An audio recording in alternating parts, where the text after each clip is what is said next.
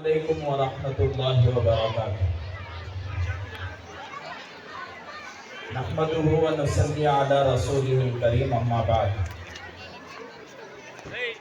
محترم حاضرین اکرام، آج اس منظر کو دیکھ کر بڑی خوشی ہوئی اور دل باغ باغ ہو گیا، اس لیے کہ مسلمان بیکار زندگی گزارنے کے لیے نہیں آیا ہے۔ مسلمان کو جتنا جسم کی ضرورت ہے اتنا روح کی بھی ضرورت ہے، اور اس مدرسے میں انشاءاللہ جسم کا بھی انتظام کیا گیا ہے اور روح کا بھی انتظام کیا گیا ہے۔ اس مدرسے میں اسکول اگر جسم ہے تو مدرسہ اس اسکول میں، اس ادارے میں اسکول اگر جسم ہے تو مدرسہ روح ہے۔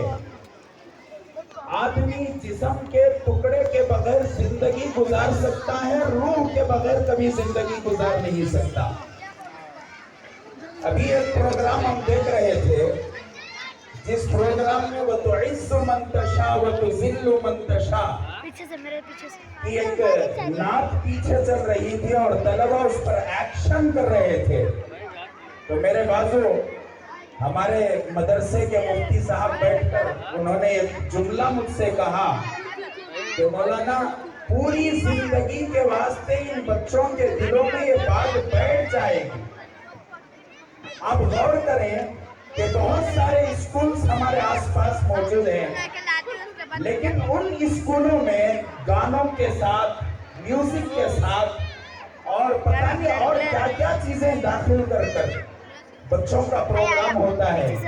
یہاں پر بچوں کے پروگرام میں جو ہے اللہ اور رسول داخل کیا گیا ہے۔ مجھے امید ہے انشاءاللہ ثم انشاءاللہ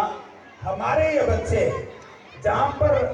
مسلمانوں کو علماء کی ضرورت ہے وہاں پر دیندار ڈاکٹروں کی بھی مسلمانوں کو ضرورت ہے، جہاں پر مسلمانوں کو دیگر چیزوں کی ضرورت ہے وہاں پر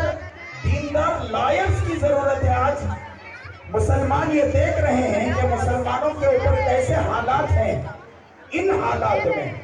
ہمارے واسطے ایسے ڈاکٹرز اور ایسے انجینئرز اور ایسے لائرز اور ایسے پروفیسرز کی ضرورت ہے جو دین کے ساتھ عصری علوم حاصل کر چکے ہوں اور امت کی رہبری کر رہے ہوں۔ آخر میں آپ حضرات سے ایک بات کہوں گا، جہاں بھی اسکول میں مجھے بات کرنے کا جو ہے موقع ملتا ہے میں وہاں پر یہ بات ضرور کرتا ہوں۔ آپ سے ایک گزارش کرتا ہوں، ماں باپ سے ایک گزارش کرتا ہوں، وہ گزارش یہ کہ ہم اپنے بچے کو اسکول پڑھاتے ہیں، نیت یہ ہوتی ہے کہ میرا بچہ اسکول پڑھنے کے بعد کچھ پیسہ کمائے گا، شروع سے نیت میں فطور ہے۔ اب بچے کو ہم نے بہت کچھ اس کے ذہن میں بات ڈالی کہ بیٹا تو انجینئر بنے گا تو یہ کرے گا اور یہ کرے گا اور تیرے پاس بنگلہ ہوگا، کار ہوگی، موٹر ہوگی، گاڑی ہوگی اور پتہ نہیں کیا کیا ہوگا۔ اب بچہ درمیان میں جو ہے کسی وجہ سے ڈراپ آؤٹ ہوا تو وہ بچہ مایوسی کا شکار ہو جاتا ہے۔ اگر شروع سے بچوں کے دلوں کے اندر یہ بات بٹھائی جاتی کہ بیٹا تو پڑھنے کے بعد لوگوں کی انسانیت کی خدمت کرے گا، دنیا والوں کی خدمت کرے گا، تو ملک کی خدمت کرے گا، تو دین کی خدمت کرے گا، تو ہر وہ قسم کا کام کرے گا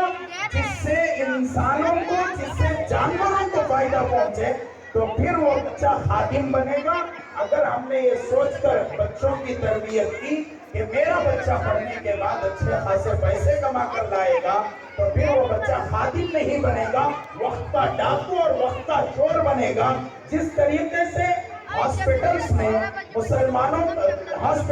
مریضوں پر رحم نہیں کیا جاتا اور لائرز اپنے کلائنٹوں پر رحم نہیں کرتے، اسی طریقے سے بہت ساری فیلڈز آپ مجھ سے بہتر جانتے ہیں جہاں پر پیسوں کے لیے بیٹھ کر لوگوں کو لوٹا جاتا ہے۔ اگر آپ ماں باپ، پیرنٹس اور خصوصیت کے ساتھ والد صاحبان اور والدہ صاحبہ،